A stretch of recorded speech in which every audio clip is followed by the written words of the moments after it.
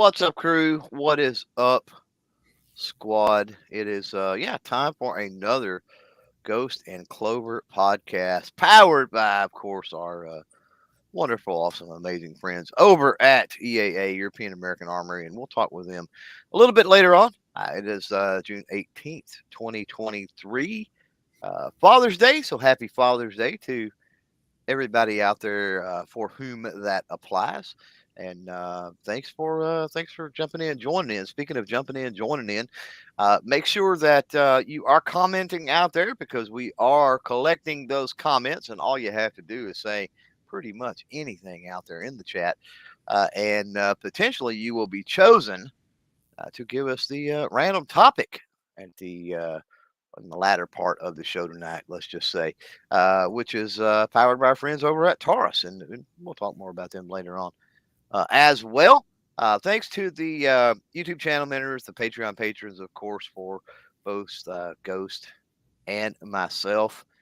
Big shout out to, good Lord, who else? The Self-Defense Radio Network, the Firearms Radio Network, as well as the Rapid Fire Radio Network. Is there enough networks out there? That's probably not. So let's get Ghost in the hizzy. What's happening, man? What's up, man? Happy Father's Day to you and everybody out there. It's been a good day, relaxing day. I did not work today, which was even better. People that know me know that I work a little bit here and there. And having fun. Like you said, we were talking pre-show about EAA, about different stuff that we have and different stuff that's coming out. And if you guys are familiar with the tip-up barrel, the MC14T, if you had pre-ordered one and signed up or whatever, those should be out now and getting close from the distributors out to your shop. So if you're out there and you don't know if you shop can get it, go to your gun shop, and most of the big distributors out in the country are going to have it available to those. So make Ghost just cut out for some reason. There's some really awesome different Cerakote colors and different models that are distributor only that EAA is working with. So there's some pretty cool stuff coming down the line from them. Yeah, I know. I went to Lowe's earlier today. I had to get this AC unit framed in, and there was a lot of fathers apparently that were working today because, good God, it was crazy in town, and Lowe's was absolutely packed. And man, I don't know, maybe they were doing their Father's Day shopping. That's a possibility, I guess. I could handle a shopping spree in the tools and hardware section of Lowe's. Wouldn't hurt my feelings, man. Yeah, we just got in. We're kind of going to the 21st century here at the house. One of the digital door lock / handles that you can through the code or through the app or whatever. And before we install that, we're gonna go into our front door, and she wants to do it a different color, so we're gonna sand it down and do some stuff and paint a different color. And she's been looking on Lowe's and Home Depot and all that for some different tool sets and all that, and kind of like some Dremels and maybe like a whole like set of different stuff. And so, we didn't go to Lowe's or Home Depot today, but we definitely in the last week have been looking at some different stuff around the house, Right. So, should we just kind of dive in here? I guess so. You've got first shot. And by the way, before Ghost gets going here, keep those comments coming. We'll keep them tracked, and somebody will get to pick the topic a little later on. Service announcement for that, by the way. If you don't see live on your screen and it's not red and you're hearing this, click that, get live, and keep yourself live because when we get to that point, if we call out your name and you do not answer, then we're going to skip over you because we ain't got all night. But with that said, kick it off here, Ghost. What you got? We're going to talk a little bit guns tonight. We're going to talk guns for a little bit, and we're going to talk the AR platform. whether it's AR-15, AR-9, AR-10. I'm out. I'll see y'all later. Bye.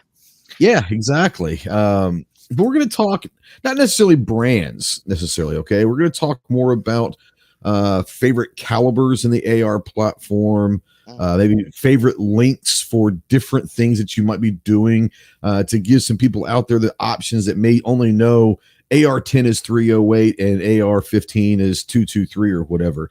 They may not be aware that some of the cool calibers and lengths of these rifles and pistols that could do certain things. So let's kind of start out with AR-15 platform and kind of go.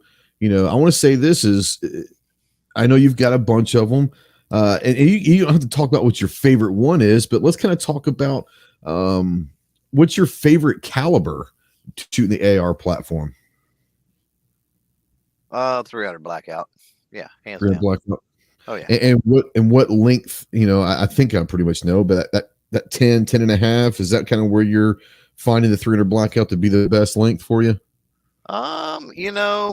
I prefer a little bit shorter. I don't get real crazy with velocities and powder charges typically anyway. And I mean, I've got one of my shorties is and I don't have, well, let me take that back. I do have pistols, but I don't have braced pistols. I'll put it that way. But one of my shorties is, and it is an SBR, is an 8-inch barrel. Now it is a match barrel from Schilling, and it's and even with 148, 150 grain, that range, that's $200. I mean, $200. That's 200 yards on steel all day long. Yeah. So I mean, it'll still get out there. There's still plenty enough, to get out there and get it done for sure. And then so honestly, subsonic capability and keeping the total package short when you've got a suppressor on and stuff like that. So, yeah, for me, I mean, I want to say, that 8 to 10-inch range, somewhere around 11. Once you get out past that, it really doesn't make a whole lot of difference. Yeah. That being said, I've got several 300 blackouts that are in that, in 16-inch length. And, especially when you're shooting lighter grain stuff, the 110, 115 grain stuff, really well. That stuff just accuracy wise, and we're talking about measuring holes type accuracy wise, just seems to actually do a little better with the longer barrel. So it kind of depends on the application. You know what I mean? Like if I'm out punching paper and having fun, then probably the 16-inch. If you're talking about going suppressed or you're just putting rounds on steel, then yeah, I mean running a shoot house with the 8-inch is pretty amazing. It's pretty awesome. Yep. Yeah, and I know that you like, especially that 300 blackout, you like running suppressed and subsonic. Yeah. So that setup is a pretty popular setup, not from experience, but I know a lot of people that do this, but that 300 blackout, running a little subsonic and all that, whether it's suppressed or not is up to the individual user. But I know that setup is pretty popular in the hog hunting game. Is that correct? Oh yeah, definitely. Main thing, you got a lot of folks that they don't want to disturb. A lot of the pig shooting happens at night, and so it's more, the suppressed thing is more about you're not bothering the cows in the pasture. You're not bothering any neighbors or ranch hands or wherever you might be, right? With people are hearing gunshots in the woods late at night type thing. So you've got that aspect. You're killing muzzle flash, right? Which is another great benefit when you're at night. And then the total package type thing, like you can go with the shorter, with 300 blackout, you can easily go with the shorter barrel, add that suppressor, and then when you're trekking through the woods at night and there's briars and weeds and trees and saplings and whatever, you know what I mean? Sure. Yeah. It's a little bit easier to handle that and maneuver and do the things you need to do. Now, James out there says, not really got into the ARs yet. This discussion will really help me decide on which caliber to get. So Starting yeah, with 5.56, that's yeah, easy. start with 5.56, Yeah. and not just because it's what the AR-15 platform was built around. It's been there since the 60s. But this is how that rifle was designed. Yes, you can get all sorts of stuff, but that 223, that 5.56 NATO Mm-hmm. really is what this platform was built for, and it's really what kind of maximizes the platform. Whether you go pistol, I would say that if it's your first AR, I would say go 5.56 and a 16-inch. And I'm not going to go brand specific. Anyone that knows me, you can go find ton of videos out there that my opinions on the brands are out there. But I'm never going to tell anyone what you should go buy, what brand. But I would say, yeah, 5.56 and a 16-inch would be great. It is probably, honestly, the most versatile rifle out there. A 5.56 16-inch AR-15. You can customize it. It's modular, is all get out. You can customize it any way you want it to. The options are almost limitless. The great thing about it is it's a great rifle system. From 0 yards out to, it's got an effective of about 500, but I usually say up to 300. I usually don't, I probably wouldn't go outside 300. Very rarely with that 5.56. Not that it couldn't push, it could push 1,000 if you wanted to, but that effectiveness, anything outside 300-400 yards, I'm probably going to go long gun at that point and step up to an AR-10 or a bolt action rifle. But yeah, I think that the AR-15 and 5.56 16-inch is probably the most versatile weapon system that we have out here in the market for sure. And here's a great one. I want to bring this up. So 223 Wild, and we've talked about this. Yeah, And a lot of people out there that don't understand what 223 Wild is basically it is to where it's 5.56 or 223. Now, most of them you're going to find out there, especially James out there saying he's new to ARs. You want to find something that says it's chambered in 5.56 because you can shoot 223 out of 5.56. Not all ARs chambered in 223 are going to be great with the 5.56. Most of them, 223 Wild. Unless they're 223 Wild. But if it just says 223 Remington, which most don't, let's just be honest, most of them are not that anymore.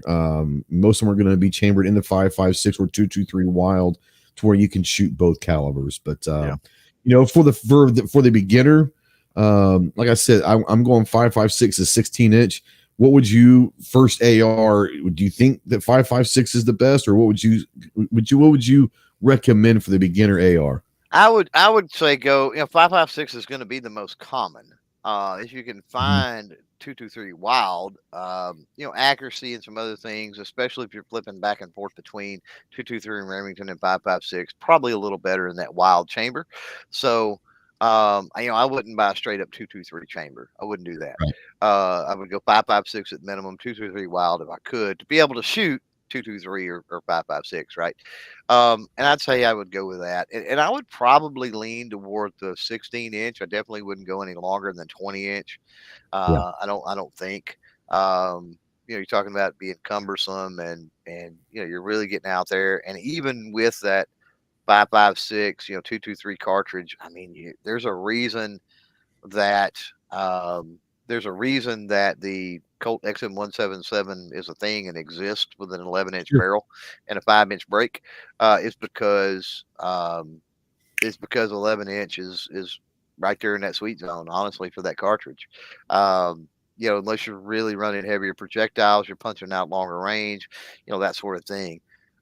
So yeah, I mean, 16 in a 223 Wild, I'd think. Talking about the cartridges, Yeah. for those that don't know, I mean, most people know the big ones. They think, oh, okay, well, AR-10, you've got 308, you got 6.5 Creed, and then they think, and the PRC cartridges now, and so forth and so on. And then in AR-15 platform, they think, of course, 5.56, 223, 300 Blackout, 458 SOCOM, 6.8 SPC, 6.5 Grendel. But keep in mind it's insanely crazy, and they're constantly adding to the list, and this speaks to the versatility of the platform. Oh, that hurt my heart a little bit to say, but it speaks to the I wasn't going to versatility, say anything about that. right? It speaks to the versatility of the platform. Cartridge wise, there's easily well upwards of 50 cartridges you can run on an AR-15 platform. Mhm. And there are, I would say, easily 30 plus cartridges out there that you can run in the AR-10 platform. So it's pretty amazing. And you're talking about switching an upper, basically. I mean, if you didn't want to get Mhm. crazy with complete rifles. Now, I've got a problem where, I've always just built a whole other rifle, right? Or a whole other pistol. I don't like the idea of just having an upper sitting around and it's just an upper. Um, if something happens and the world goes to pot or whatever, I would like to be able to barter an entire rifle, or I would like to be able to put that in the hands of somebody who can use it and it be an entire rifle. Having 15 uppers and one lower does me no good. Yeah, no, that's a great point. As also, I know that one of your favorite cartridges that you like to shoot is the 458 SOCOM. Oh So yeah. for someone like James out there that might be new to it, what are the advantages or what are the ballistics, if you will? Explain that he might have ever heard of the 458 SOCOM. Since you brought it up, I thought maybe you want to talk about that for a second. I would advise him at first, and being new, getting into it, to stay completely away from it. And the biggest thing is, it's an amazing cartridge. Don't get me wrong. It is a thumper. It is a suppressible thumper that's absolutely amazing. Anything you hit with that thing, it's going to go down on its butt. Um, talk about stopping power or knockdown, like, the kinetic energy is insane. But just because it's large bore more than anything. But, suppressibility is there and a lot of different factors. The problem with 458 SOCOM, and it's a huge hurdle, is cost of ammunition. So Yep. unless you're reloading, like 300 blackout has come way down. Like, I see occasionally 300 blackout in the range of 5.56 and 2.23. It's pretty close, and it's definitely in the range of like 308 and 6.5 Creed. In that ballpark, in that area, give or take maybe a few dollars a box. 458 SOCOM is going to be expensive. So it's one of those things to where you're really going to have to load it. It uses the same projectiles as 4570, which has been around literally forever, and it's not going anywhere, is the 4570. So plenty of projectiles out there to load the 458 SOCOM up. But yeah, when you find uh, factory ammo, it's pricey. The first couple of boxes I ever bought, um, and I bought just to have, and I think I still got half a box or maybe even close to a whole box left of it, was actually Wilson Combat 458 SOCOM, Oh wow. and we're talking a 20 round box now. um, was like $50 or something. And we're not talking about modern times. We're talking back in like 2012 or something, Yeah. 2012, 2013. I don't remember, before all the crazy happened during Well, that so time. But before that 2013 yeah. scare. It was before the Yeah. crazy even. Yeah, Yeah. definitely. And it was that expensive. So who knows what it is now? I load it all. I don't hardly ever, unless I run maybe a couple of those rounds through it for some weird reason. Uh, I run all hand loaded stuff at this point. Now James says I'd probably be doing some hog hunts with it with his first AR. So Ooh, that's seven six with two that thirty nine. said, I was gonna say, what do you think about going 7.62, Yeah. or is the 300 blackout okay for the first AR? If you're not going to go, this is just my opinion. If you're not going to do the suppressed thing at all, I would almost go 7.62. And Yeah. the reason I would go 7.6239 is there are some companies that are starting to bring stuff in from other parts of the world. There are um, companies in the United States that are cranking out some 7.6239. So Yeah. while it's not really as cheap and readily available as it used to be, and maybe it will, I mean, as well as I do, all it takes is a few shifts and changes in the government, and it's Yep. coming back in. But it's one of them situations where, historically it's cheap, it's accurate enough, it hits pretty well, pretty reliable. It's just one of those mainstay staple cartridges, right? Yeah. And if you're not going to suppress, I mean, I would go that route, quite honestly. Yep. Now, would you suggest going, as I know where I would tell them to go, AR chambered in 7.62-39 or go with an AK platform? I would prefer him going with an AK platform if you're going to go that route, because to this day, I'm not saying there aren't any, but I have a couple and I've shot a bunch of them, and the AR platforms chambered in 7.62-39 have not been the greatest yet. So it depends on where you're getting them from and who's building them. Is a lot that's of it. right. You're right. That's right. You do need a quality thing. There's a company out there that I do not like. I'm not mentioning their name, but they Yeah. have one that could be considered an X-Man. I'll just say that. That is a pretty solid platform. Now, the problem I've got with hog hunting is if you are going to be at night, especially if you're talking about doing it in the daytime and you're not terribly concerned with optics, when you get into AKs, optics gets to be a really dicey game. You don't have nearly as solid of options to mount accessories and stuff like that, including optics with the AK platform. And then when you get into that, so here's the thing: are you going to be trying to run thermal, right? That's going to mount up so much nicer and better on an AR. Are you going to be, and then are you going to maybe get suppressed? Because I know people that run suppressed in 7.62-39. You can totally do it. And so if you are talking about running suppressed, a different thread pattern, right? Like you just get into changes just because it being, an AK-47. And I'm not knocking the AK-47 for what it is. No. But in that context, like I don't know anybody that runs an AK that or an SKS even. I mean, which would be a decent option if you're going to go 7.62-39. That actually is probably a better option for what he's talking about than an AK platform. Yeah, right.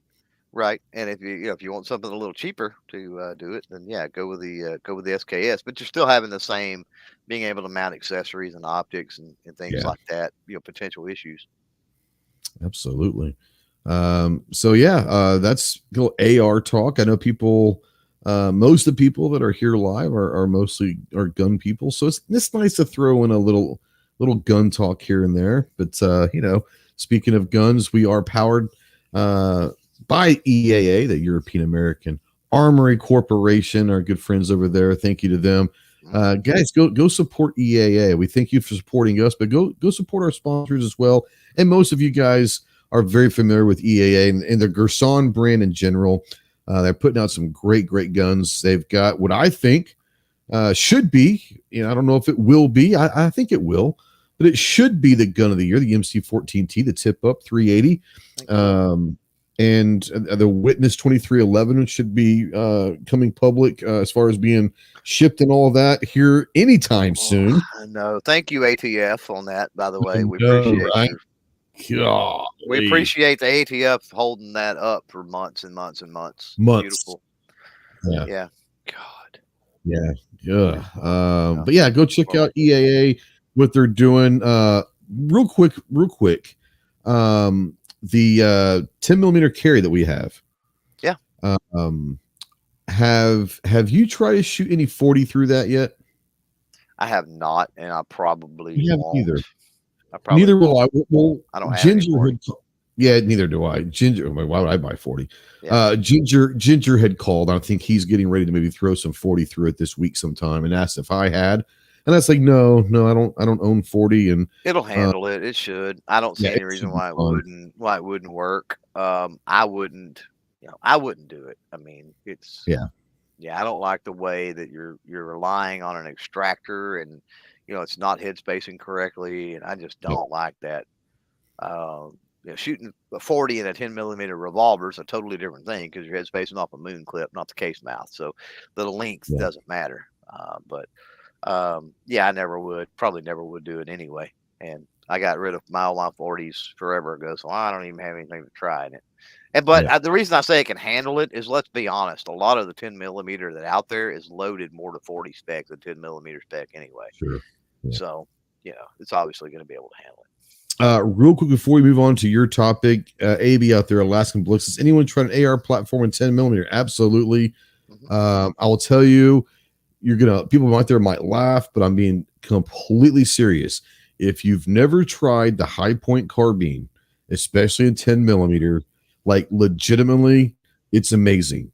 Go try it. You'll be extremely impressed with it. The high point carbine can get you into a PCC pretty cheaply, and the 10 millimeter version of that is incredible. So yes, go for I've it. shot, I've shot all of those, and the the 45 suppressed is really cool.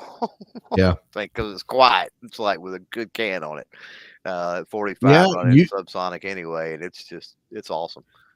I don't want to keep going, but I know that you have a new rifle linked AR-9 that you've been messing with, Yeah, and a new PCC and 45. yeah. Um, of the two, which one surprised you like the most? Ooh, that's tough. Um, I know Probably you like both Probably the of them. XR, probably the XR, probably the 45. And here's why. It's not like I haven't shot 9 millimeters in an AR platform, and it's not like I don't know that Anderson makes good stuff, Oh right? yeah, yeah, yeah, yeah. So I knew a little more about a lot of different things and had a little more experience. The X Star, however, I've never shot the 9 millimeter. Had no interest in the 9 millimeter, quite Yeah. honestly. The EP9 or whatever. Yep. Um, and had no real experience with the company or anything like that. So it surprised me. And one of the reasons it surprised me, especially when I got it, there was a lot of plastic. It was a lot of polymer. Right. And but man, that thing runs and it's a ton of fun and it hits like a freaking hammer with that 45, dude. I Like bet it it's does. awesome. Yeah. Yeah. Yep. Um, Before we move on, though, real quick, for those that are coming in late, make sure you're dropping a comment out there so that we can potentially choose you to pick the third and final topic of the night. And then also keep in mind too, we didn't push this out, but replay is only available on the Ghost and Clover channel. Once we're done with the live here, and then also over in our respective audio podcast spaces. You can check those out. So, and if you are in replay, there's comments below. So jump down in there and be a part of the conversation. So there we go. There you go. G Webs being G Webs. He says, question, what if I don't want to leave a comment? There you go. Well, you just did. So there, you're in. Yeah. So Clover, it's your turn for your topic. So Let's roll. So yeah, I've got it being Father's Day. Mm-hmm. I'm gonna take this a different direction. You covered the firearm base for the night, and who knows what the third topic is going to be. So you know, inspired by the whole Father's Day idea, I got to thinking like, what's my topic is going to be, and what's Ghost going to pick, and I want to do something for Father's Day, especially if he doesn't. But I don't want to really talk about necessarily being a father because there's some people out there that may not apply. And so, what's kind of adjacent to being a father that pretty much everybody that is listening in and a part of our community can maybe talk about. And we hear what is a woman all the time.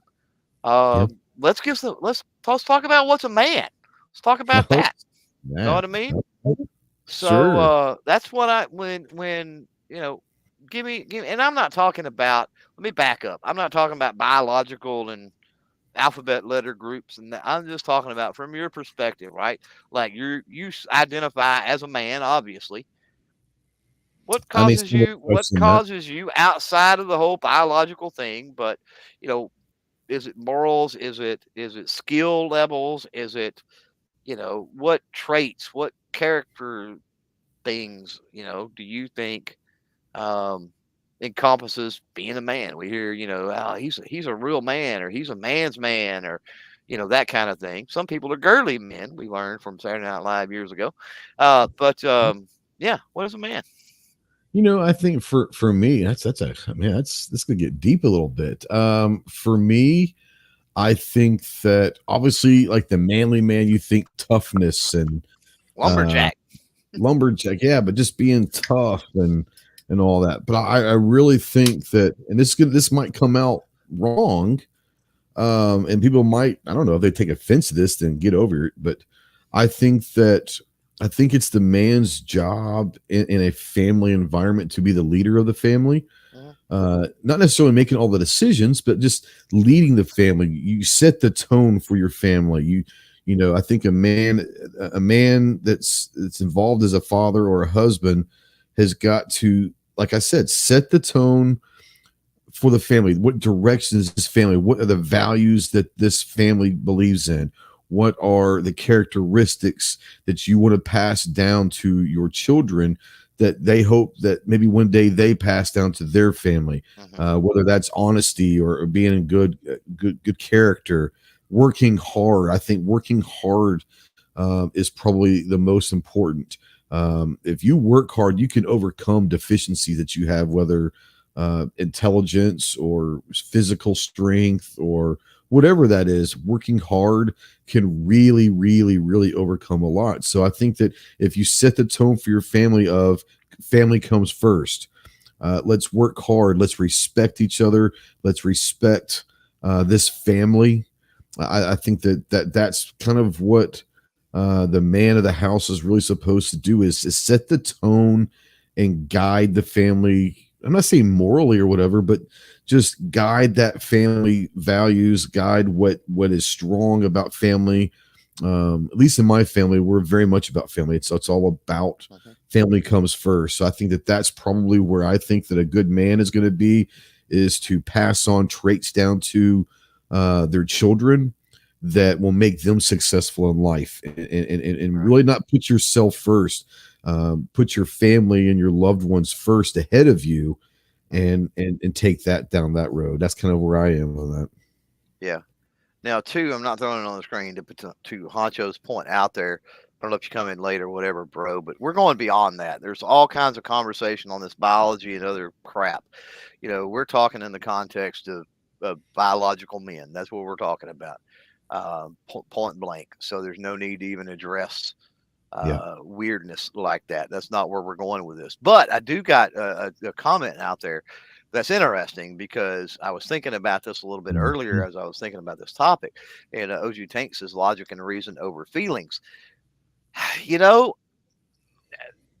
yes and no. Here's the problem: it's reasonable to have feelings, and it's logical that humans have feelings. So Yeah. there are going to be times when it's appropriate. And I was thinking about this. I know there's things that happen that choke you up. There's things that happen that choke me up. And if you're out there and you call yourself a man and you're not able to admit that there are certain things that just make your heart skip a beat, that bring a tear to your eye, right? That invoke or evoke emotions, right? And feelings. Um, then I don't know. I don't know what to tell you. Maybe you're a robot, right? Maybe you're part of Elon Mhm. Musk's Neuralink army or something. I don't know. But and that could be a song, right? Like it could be True. things that just bring back certain memories and certain things that just hit a certain way. Yeah. Uh, and it's certainly not weak, I don't think, to admit that even as men, we have feelings. Yeah. No, and I think when James out there is asking for help, I think that's a big part of a man is dropping the ego and understanding that it's okay to not know everything. Nobody likes to know it all to begin with, first of all. But yeah, asking for help, being considerate, being compassionate. We're talking about feelings at this point. Yes, we all have things that are going to make us cry. We all have things that are going to make us laugh. And there's a great quote that said, the best days are the days that you can laugh and cry in the same day. If you can cry and you can laugh, you've had yourself a pretty good day. But allowing yourself to be vulnerable is part of being a man. Everyone wants to be this tough guy and all that. And I know some people in this world that are amongst the toughest men that have ever walked this earth, Hmm. and you throw on Bambi and they're going to bawl like a kid. That's okay. Right. Being vulnerable to your emotions, being vulnerable, being in touch with your feelings and understanding that it's okay to not be a robot. Absolutely. Asking for help, like James says, um, that's a huge thing. Once again, being able to drop that ego when the time is right and being a human being is huge. Yeah. Well, there's something to be said about, if we went through life never asking for help, right? Yeah. We would never learn anything. Like, I mean, let's be honest. We all ask somebody, "Hey, how do you do this?" And Yeah. we learned, right? And that they may not have told us everything we need to know, but they told us enough to get us started, right? And it had we not asked that question, and had somebody not been kind enough to answer that, right? Yeah. Would you have ever learned whatever it was that you learned? I don't know. Probably not. I mean, I guess it's possible there's some people that trudge through life that never are assisted, help, given wisdom, anything else, and make it. I suppose there's people like that, but I got to think that, um, I hate to use the analogy, it takes a village, but I got to think that we're constantly picking up learning from, our friends, our family, our communities, our environments, that sort of thing. Well, let's take this a step further is learning from people, being a man. So I want to take it from both sides of what you just said. Well, Learning, CNT hits it pretty good real quick. He says yeah, being in touch with your feelings is a good thing. Letting your feelings control you is a bad thing. Yeah, 100%. 100%. But learning, and is one of those things where you don't necessarily have to ask for help to learn. You can just observe people and what they do, and maybe you learn from just watching. So on the flip side of that, part of being a man is maybe setting a good example. Instead of trying to be that person that teaches everything, just live your life in a way that you expect people to be watching you, and maybe you set that example the way that you live, and say, you know what, if there is someone out there that's looking for a role model or whatever, and they look at me, how do I want them to perceive me as a human being and as a man? So maybe you live that way, whether it's hard work, whether it's having compassion, whether it's whatever that may be, whatever your characteristics that you want to protrude to other people, live every day that way. DM Foss says, I've been accused of being the village idiot before. I think we've all been accused of that at one point. Yeah. And that's all right. Sometimes we are the village idiot. Let's be honest. Yeah, I'll put it this way. If you're in a group of people and you can't figure out who the idiot is, it's you. You're the idiot. Yeah. Yeah. I would agree. Yeah, totally. Yeah. No defense dad out there. He says, I choked up a little today. He said, even though I haven't been married to his mom for 10 years, my stepson took me out for Father's Day. And he calls him dad to this day, 100%. Like, yeah, like that's not a biological thing. So, yeah, 100% is not a biological thing. There are many, many, many kiddos out there, unfortunately, that have no adult male man role model in their life, and that's another part of this conversation. Why we got to kind of identify, like, what are these traits when you say, hey, he's a man, or he's a manly man, or he's a man's man. What are we talking about here? What exactly are we talking about? Are we talking about he benches 240? Or are we talking about he can run the 100-yard and 4 flat or 8 wheel? What are we talking about, right? Yeah. No, that's a great, you just brought up. There's a lot of people that don't have that male man role model. So I know what they are for me, and I'll bring up in a second. I want to ask you that. What would you say are the best characteristics for someone to protrude out to others, that someone that might be looking for that male role model and that big brother or whatever?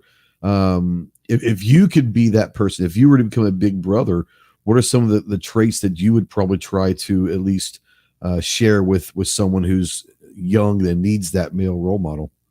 Well, if they're needing a male role model, I mean, one of the things, and it kind of gets back to what Tank out there was brought up, is, you got to talk about approaching things from a logical and a reasonable standpoint, right? Mm-hmm. And part of that is realizing that sometimes there's not anything you can do. Sometimes you just have to suck it up and deal with it. It's that simple. Like, walk it off is sometimes a thing. And I know Yeah, that, we get rubbing that. dirt on it is a thing. We get that in sports and the military and a lot of things all the time, right? Rub some dirt on it or walk it off. But sometimes that's what you got to do. Yeah, Unfortunately, like you don't have time to deal with it. Like it's not as big of a deal. It's not a life altering, life ending circumstance. Like you'll brush it off and keep going. It's not a big deal. And you'll realize that, you know, very few people in this world are in an absolute unique situation and ever have been through the existence of time. You know what I yeah, mean? Whatever you're going through, just by the sheer odds, there is some other person on this planet going through that exact same thing. At least one, right? yeah, Um, so to think that you're absolutely unique in whatever's going on, and so I think the logic and reason to kind of understand that, because I think if they lack the male, uh, the man part of things, I don't even want to say male, the man part of things, um, they're probably lacking a little bit of that, and they need to understand that it's not emotion is okay, but as CNT said out there, all that kind of has to be kept in check uh, with the world, with realism, right? Being yeah, realistic about things, I think, is important. And then you brought it up, like the hard work, understanding that you have to educate yourself. yeah, When I was thinking about this and wanted to bring it up, one of the things that drives me absolutely mad, and I see it in younger generations, and I see it in younger generations that grew up with fathers, that grew up with dads, and their dad are what I would consider manly men, yeah, and they can't change a freaking tire. They can't, you know, work on a lawnmower. They can't build a simple shelf for the bedroom. Like, you know what I mean? Like, how yeah, can somebody not do things like that? It blew my mind, and I don't know. It just blows my mind that I get that people don't want to do that. That's a totally separate thing. I'm not saying that everybody needs to work on their own vehicles and lawnmowers and every little thing that goes wrong in their house they need to work on. That's not what I'm saying. What I'm saying is you should, as a man, I think as a man, we have this inherent thing that we want to fix problems. I think that's accurate, right? absolutely. Like it's our job. Where's the problem? Maybe we don't even identify the problem, right? Maybe we create the problem just to fix Sometimes sometimes we create the problems. Yeah, yeah. If it ain't broke, don't fix it. So we break it. it so we can fix it. But um, my wife accuses me of doing that all the time, picking a fight with her Mhm. just to, because it's fun. But anyway, um, I do but too. yeah, regardless of how the problem or the situation arises, it's got to be dealt with. Something's got to be fixed, right? Yeah, Um, and you aren't able to do that if you don't have the skill set, some of the skill sets needed to do that. And instead of I see so many men out there that they're in their 30s. They're in their, I'm just going to use 30 since I'm in mid 40s. I'm going to say in their 30s. And I know, and they got families and stuff, and they sit in front of a video game. And it's yeah, like, that's okay, but that's like you spend all your time in front of a Call of Duty or whatever the crap video game. Like, go out and work on something or tinker. Like, that's has always been a thing in my life. Like, men tinkered. You know what I mean? Like, yeah, what's dad doing? Oh, he's tinkering with the whatever it is out there, the tractor or he's tinkering around in the barn, you know, and that's where you get your skills. You don't get skill sets to manage life and solve problems by sitting in front of a video game yeah, or watching TV. And I guess if you're watching maybe some educational stuff now, that could be a different situation. And I guess in some instances there's probably some games. Been out of the game realms for so long at this point I couldn't tell you. Maybe there's some games that help with certain skill sets, but I don't think they've got a game called Grand Theft Auto repair, Mechanic, or whatever. repair. Yeah, yeah, Yeah, yeah, and maybe they do. Maybe that's a part of Grand Theft Auto now. You can go into the auto repair shop and install a muffler or something. I don't know. I mean, it's games are getting crazy, but I kind of doubt it. But I remember my grandfather, dude, like, and come up with the most ingenious things like ways to fix stuff and solve problems, and they weren't permanent fixes. I mean, I'm gonna be the first to tell you that he did some rather crappy temporary repair jobs. But by Yeah. God, if they needed to get by a day or two till he could get to town to get a part, or the actual repair guy that could fix it, that had all the right tools, could get there, he could make it happen. He had those Oh, skill yeah. sets. To kind of close out this little good one, G-Web says the fall of men started with the increased importation of 9mm for reduced recoil and guns with new comfortable grip angles. But sure, you don't let your Love it. feelings rule your decisions. So, Yeah. touche, G. I thought that was a Oh great my way to end God. that segment. Love it. So we've got the we've got the viewer segment now. Yep. And Absolutely. so let's do this. I'm going to go ahead. Let's spin, and while the person that we pull up is letting us know that they're still out there, then we'll talk about the sponsor for this segment and other things. How many do we got here? What's it look like? 21 out there. We've got, I don't know how many we got in the chat, but so there's definitely people that have commented that are not here. We're going to I'll give you about a minute or so. But yeah, if we pull your name from this spinner here, give us the topic for the third segment. And while we're letting that spin, we'll talk a little bit about Taurus or Tauri in the plural, I suppose. Yeah, big shout out to Daniel got us my judge. There you go. So Daniel's out there. Give us a topic for the last segment of this, and we'll talk within reason. We'll talk about pretty much anything. I want to talk real quick about Taurus because there is a gun that Clover's been talking, and I've been talking about for years about getting a revolver. And one of them that is not going to be practical to me, but then again, I'm not looking to get into revolvers to carry and all of that. I want one that's going to be awesome. And I'm not going to lie. If you've never checked out the Taurus Raging Hunter, it is one of the coolest looking things you're ever going to see. 500 Smith & Wesson Magnum. Was it like a 6, maybe even a 7-inch barrel, whatever? It Well, they just got really, various ones, but yeah, mostly yeah, six yeah, or bigger. Yeah. yeah. But they're just cool. They're cool looking guns.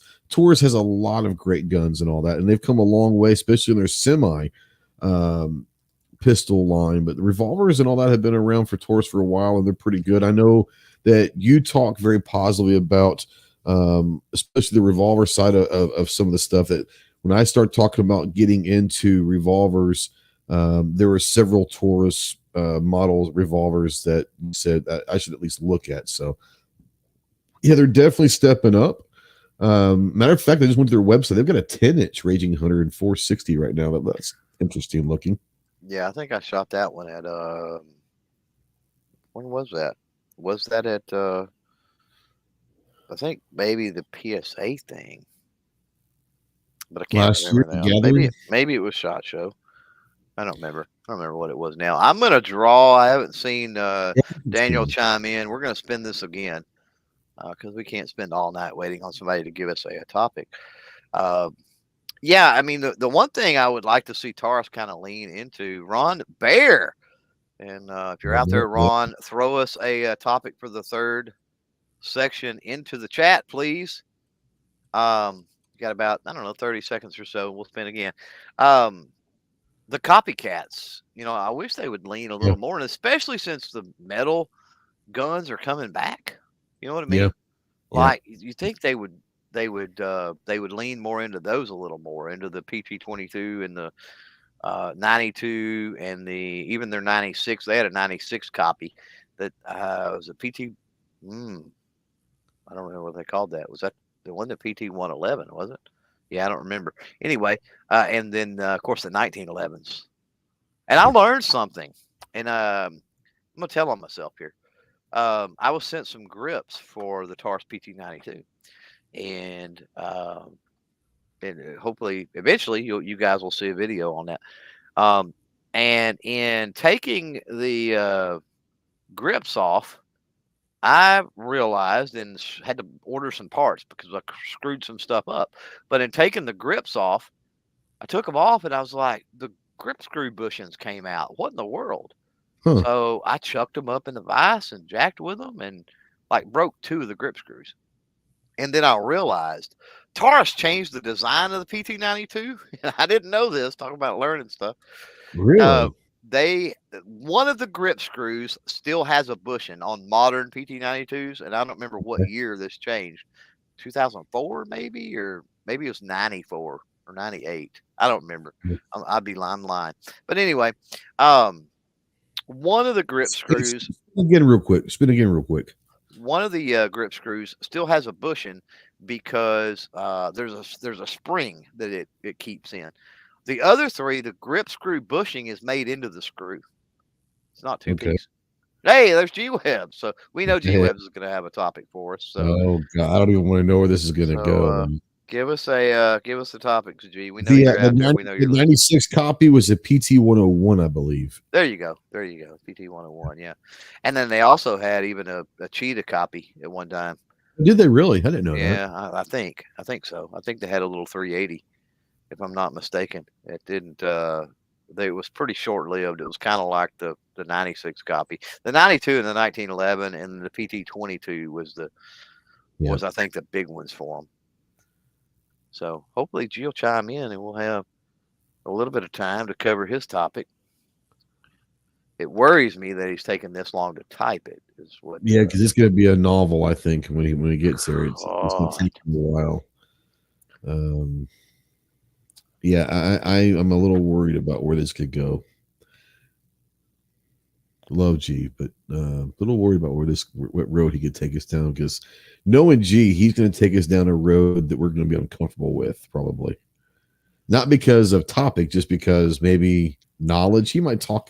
There's no telling. For him, he might sit there and want to talk a little bit about, patch sewing machines or something. All right, here we go. All right, there we go. Topic. T Web says, what is your advice for people listening? The best ways to accomplish the most for your projects in 2023? That's a great question. Great question. Obviously, working hard comes above anything else. You have to be willing to put in the time and the effort to maximize your time, to maximize the quality of whatever you're trying to do. Hard work is going to be your biggest ally. Kind of going into what being a man is, a lot of same traits. Working hard. Yeah. I think that we found to be true this year between shot and everything else and NRAM and all of that. You can't be afraid to take a risk. Jump into something that's unknown, that you're not sure how it's going to turn out. We went to shot with a different mentality this year. We went to NRAM with a different mentality this year than we have in years past. And it was a little bit nerve-wracking at first to not know what could happen. Completely has changed my perspectives, though. I am not in the same creator mindset. We're talking in the realm of creator. I know projects could be anything, but I am not even in the same frame of mind that I was this time last year. No, and I think a lot of that is we were willing to take risks, to try something different, to not stay in our comfort zone, if you will. So yeah, I think if you work hard and you're willing to take risks, because here's the thing, throw a bunch of stuff at the wall and see what sticks. You never know. The more things you can take a chance at and try different things, you never know what that's going to open up down the road. So I would say most definitely the two biggest things is just work your tail off. Don't allow anyone to outwork you. That's kind of like my mantra. I'm not going to let anyone outwork me. That's just, if you can come close to outworking me, then you and I are going to be just fine. But outwork everybody, work hard, and be willing to take some risk and go down some roads that you weren't really comfortable with, maybe. I would add to that to say work smart as well as hard. Sure. I think that's working hard is. You guys also have to be working smart. I think it goes along. But yeah, you're right. I mean, don't work hard just to work hard. But yeah. And part of working smart, and again, I'm taking this more from a creator's perspective, I guess. But I talk to a lot of people that they get on this platform and they want to do things on this platform. That's part of their projects, but they know nothing about the platform. They just regurgitate what other hearsay of what other people say about the platform and stuff, and they haven't taken the time to learn and deepen their knowledge. Again, that's a skill set, right? And they Yep. haven't taken the time to do those things. So um, there's something to be said. Like you could butt your head against that wall and keep butting your head against that wall, and eventually you're going to break through. Eventually.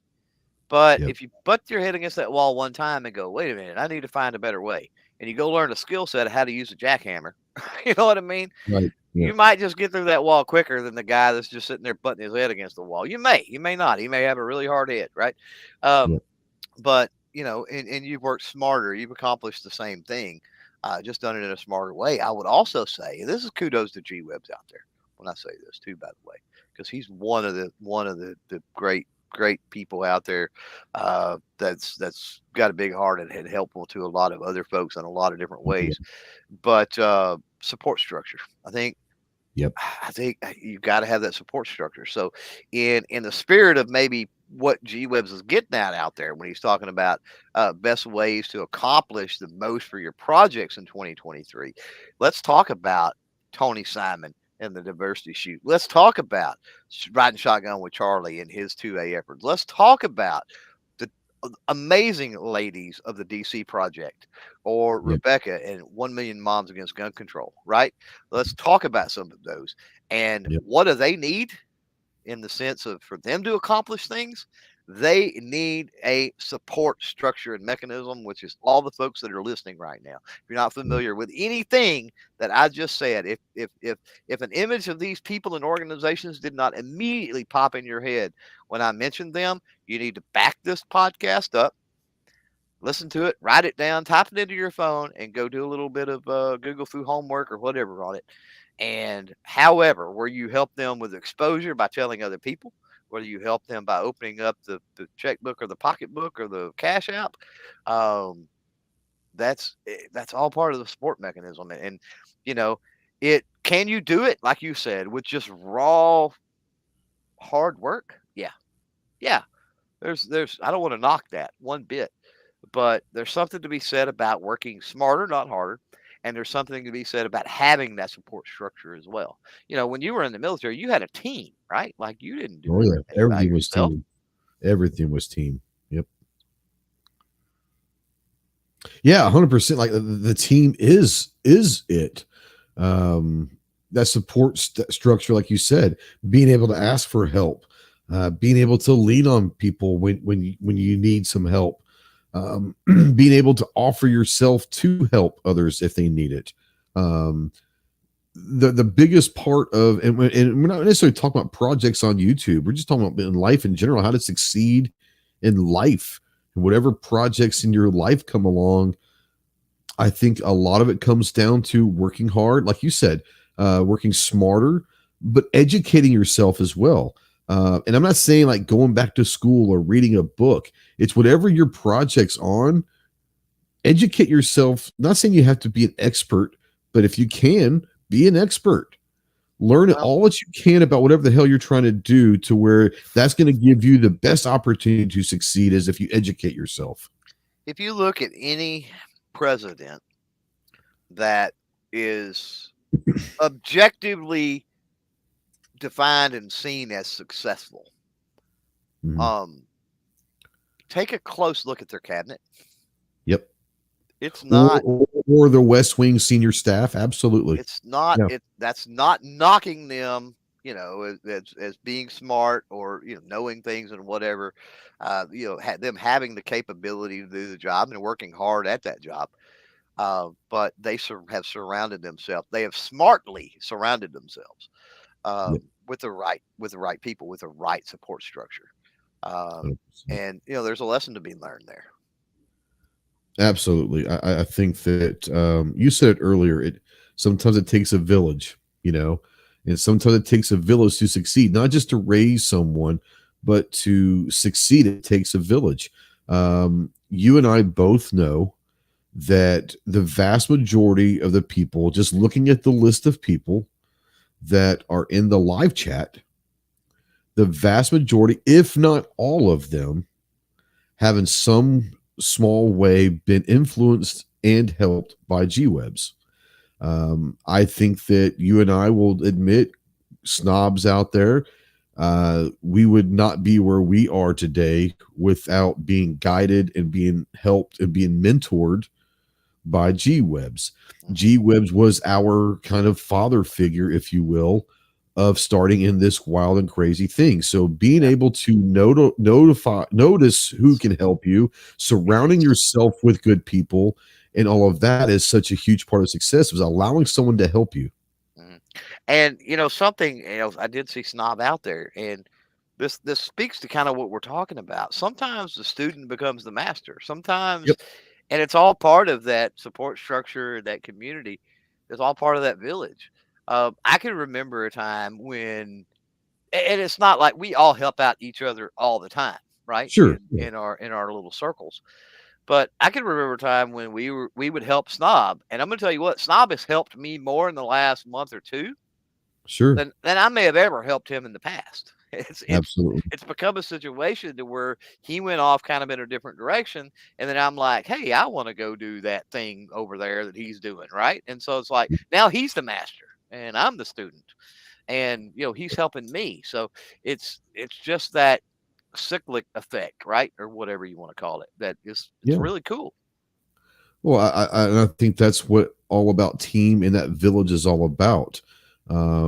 Understanding that everybody in your little crew or your village or whatever, your group, has specific strengths, and being able to identify, and that's what part of being a good leader is understanding what your strengths are and understanding where your strengths are limited, and finding someone that can complement those or help you to strengthen your weaknesses and to get better at those things. That comes down to that village, that team, where you might not be the perfect person for a specific task, but that team, that group, that village, 100% could be the right group for that task. And we've seen that, you just take SHOT Show, for instance. How many times over the last several years, especially with like Snob and Gary and Sarge and all those guys, and now obviously with Mike and Rogue and everyone that's there, I mean, how many times do we text each other, say, hey, has anyone seen this? Or, hey, Snob, it's not for me, but this might be right up your alley. Go check out this company at booth so-and-so and so-and-so. That happens all the time. Hey, anybody have a contact at so-and-so? I don't have one. Can you do a quick intro? Absolutely. Here's a quick intro, and boom, boom, boom, boom, boom. It takes a village to be successful. And the person that thinks they can be successful 100% on their own is either naive or stupid. Either way, they're going to fail. Maybe not, but chances are, and either way, it's going to be a whole lot of blood, sweat, and tears. Like you said, everyone, whether they know it, yeah, but like you said earlier, everyone, whether they realize it or not, is getting help from someone or has gotten help from someone. They've learned something. Yeah. They've learned something from someone. Right. And it might not be a good thing. It might be, I learned not to do that from so and so. Yeah. You know, sometimes knowing where the potholes are, right? It's like, that's right. So that's a bad experience for the person telling you that. Like, like they went through a lot of pain, but it is what it is. Let's close this thing out. What do you think? That sounds good. So, thanks, G-Webs, for that. We rambled on, of course, there. Thanks for everybody that's been hanging out. Go. What do you got coming up? Obviously, you got the podcast on Tuesday. Got the podcast on Tuesday. Tomorrow morning, we have a unveiling video of a new product that's going to be out that I think everyone will be excited about, will love it. So be looking tomorrow morning, mid-morning, somewhere in there, release of a video out there. We released on the podcast form last week an episode of the Jarhead podcast. We had Will Chesney, if you guys remember Cheese, the K9 Kenny Cairo, Chesney's brother. Kenny Chesney's brother. Yeah. The K9 handler, Cairo's K9 handler from SEAL Team 6. He was Yep. on the Bin Laden raid. We released the Jarhead podcast with that one. Really, really, really excited to announce. Was texting back and forth with him in the last few days. I think I told you already, Clover, but got confirmation that Dakota Meyer will be coming on the Jarhead podcast. Congressional Medal of Honor. Dakota Meyer is going to be joining the Jarhead podcast. So really excited about that. Here in the next couple. That's Mike's brother. For those that don't know, Mike Myers. Mike Meyer, yeah, yeah. But yeah, he's a Marine who won the Congressional Medal of Honor. So being able to literally have a discussion with the Medal of Honor winner is truly a blessing. And it's funny, we talk about this YouTube thing and all of that, and it's amazing. I had my 6-year anniversary a couple weeks ago on YouTube, and I look back now, and some of my closest friends, including Clover, in this world, I have met through YouTube. I've been very lucky to meet people like Charlie Melton and Chris Tonto Peranto and a lot of people that I would have never have met without this YouTube thing. So a lot of people that are very close in my life. I would say the vast majority of people that I talk to on a daily basis, I met through YouTube. So that's kind of a cool thing. But yeah, got a lot of stuff coming down the road. I got a bunch of products that I've been slowly but surely getting some videos shot and all of that. Right. So there's going to be a fun onslaught. I tell you who's going to hate me, Clover, in the next 2 months is going to be Jeff over at Gear Report. He's getting ready to see about 14 or 15 shock and awe of reviews he's going to have to edit. So nice. Yeah. Nice. What do you got coming? Well, first, though, Observer out there, he says, I picked up a Grisan 1911 in 45. Slow clap for Observer, please. Congratulations on the pickup from Grisan and the AA. So such a sweet shooter. Yeah, I would have to agree from my experience there. So congrats on that, Observer. And yeah, we'll talk briefly about the MN Taurus here in just a second, as a matter of fact. As for me, I tried something new last week. And so I want to put it out. I did the first reaction video, a GunTuber reaction video. Those that know me and have been following for any length of time know that I used to have the Thursday night nerd chats. It was after hours at the studio. It morphed over the years. I had to kind of change that up and kind of move all of that to a different channel, the GunTuber Academy. And I don't do a whole lot with that anymore, unfortunately. And part of the reason was it was killing this channel, quite honestly, because it was freaking the algorithm out as to what this channel was about. But also with some of the projects and other things I was working on, with YouTube and other things, I needed to be able to separate some things out. But I miss not being able to promote other channels and things like that. So I thought, well, let's do this. Let's do a CloverTac Reacts to. Is the series, and I'll pick a channel and pick a video that I have not seen before, like legit have not seen before. Watch it, give my reactions and commentary and everything else on it. And then link, of course, that creator down below, and put a card in screen to the original video and all of that. Anyway, last week was the Gun Snob. Did one for him. And I'm a little bit disappointed, and I'll tell you why.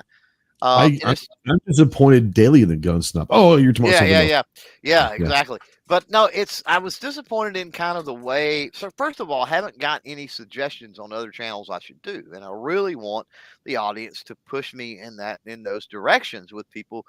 Channels. What channels should we be talking about? Should we be highlighting? Should we be featuring? Should we be taking a look at to get them exposure? It's all in fun. It's not like I'm critiquing that they're doing this terrible and that terrible and whatever.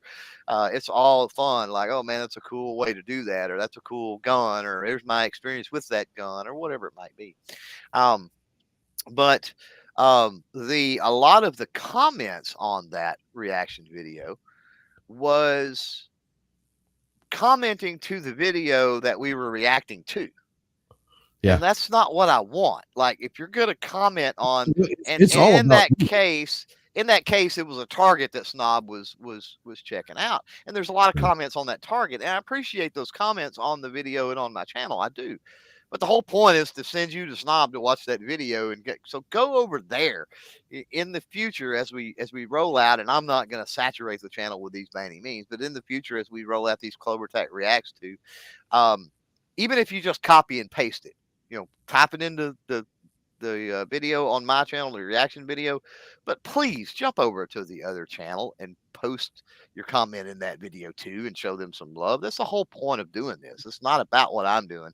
It's about showcasing what other people are doing. So there's a few more of those to come. I've got a couple of videos, couple of creators, kind of on deck with that, and I'm open to suggestions. So definitely throw some channels my way. And then like you, I've got tons of review stuff and other things that absolutely have to get done. We're staring there on the barrel, in September here in just a few months of TriggerCon, and we'll have enough work coming out of that to keep us busy until shot again. So we have got to get caught up for sure. Yeah. Let's be fair. I want to make this plainly clear. If you're going to comment on a video on CloverTac's channel, his ego does not like being talked about anybody else but him. If you're going to comment on Clover's channel, it better be about him. Damn it! And no, I love the fact that you and I talked last week about that, and I thought about doing it to react stuff a couple years ago. I didn't, I didn't for some reason. I didn't know how I could. You pulled it off very well, and I enjoyed watching that. But yeah, I think a lot of it comes down to exposure and trying to get your audience.